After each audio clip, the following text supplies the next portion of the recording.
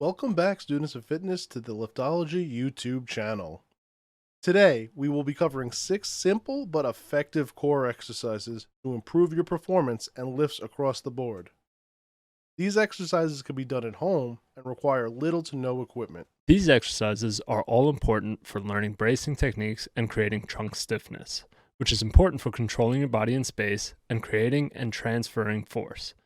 Another key component of a stable core is that it can potentially reduce the risk of injury or help progress in rehab. Your core is all of the muscles in your trunk that helps your body with strength and control in the 3 separate planes of motion. Imagine your core as a weightlifting belt that stabilizes your spine. The planes of motion we referred to are the transverse, the sagittal, and the frontal, and we'll be giving examples of exercises for each. Having set the stage, let's start with exercises that take place in the sagittal plane. The sagittal plane cuts the body into left and right halves and encompasses forward and backward movement. With that definition in mind, let's get into an exercise involved in that plane that everyone knows: the plank. Some common mistakes with the plank are dipping of the hips, no glute tension, slumping down into your shoulders, and looking up. To correct these errors, try squeezing your feet together, keeping your legs stiff, squeezing your glutes tight, drawing your navel in towards your spine, and screwing your forearms into the ground. Planks are effective in your warm-up before lifts that require a large amount of core tension. Think of it as priming the core to support a lot of weight. Try doing 2 to 3 sets of 20 to 40 second holds.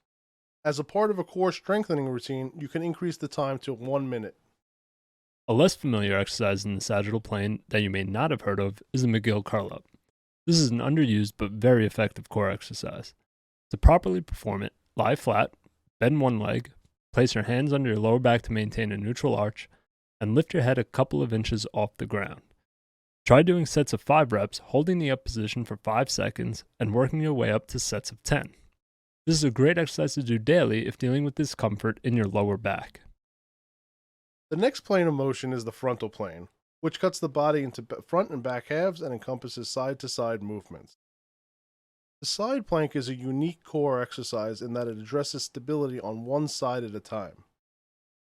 The easiest way to perform this is with your knees on the ground.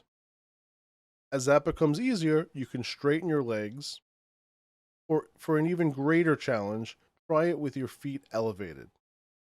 Using the side plank is a great way to discover any imbalances you may have on one side or the other.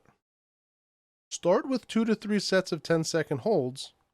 Progression should occur when both sides feel equally stable. And lastly, we have the transverse plane, which cuts the body into top and bottom halves and encompasses rotational movements. These movements are important because efficient core stiffness leads to correct movement of our limbs. Think of your limbs as branches coming off of the trunk. The dead bug and the bird dog are 2 great examples of the ability to maintain core stiffness and control the movement of your limbs. In our opinion, the dead bug is a great precursor to the bird dog. By lying down, the floor can give you feedback as to whether or not you are keeping a neutral spine. The first progression of the dead bug starts with your feet on the ground, lifting the leg while the opposite arm reaches toward the ground. Then you can move on to feet off the ground, keeping the knees flexed while lowering the opposite arm and leg to the ground. Finally, you can increase the difficulty by extending the leg as you lower the opposite arm and leg to the ground. The reason we suggest you do them in this order is because the longer you make your limbs, the harder it is to maintain a neutral spine. The bird dog is similar in that you need to maintain trunk control, but you don't have the floor as a cue to keep neutral spine, which is why you should feel confident in your core stability before moving on to the bird dog. You can start with just a static hold, increasing the time you can hold the position. For a more dynamic core challenge, you can alternate side to side while trying to maintain neutral through the spine and hips. To increase the core tension needed to maintain stability, you can add an exercise band placed around the opposite arm and leg that you're extending. And that brings us to the last exercise on our list, the Pallof press. Like the previous exercises we just mentioned, this is all about trunk control while moving your arms through a pressing motion.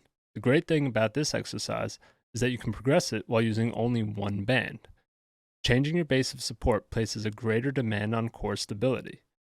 Starting in a tall kneeling position is the most basic, followed by a half kneeling position, then moving to a standing position, and lastly, standing in a split stance. Having covered all 3 planes of motion with simple but effective exercises, we hope that you take the information given to you today and apply it to your own exercise program.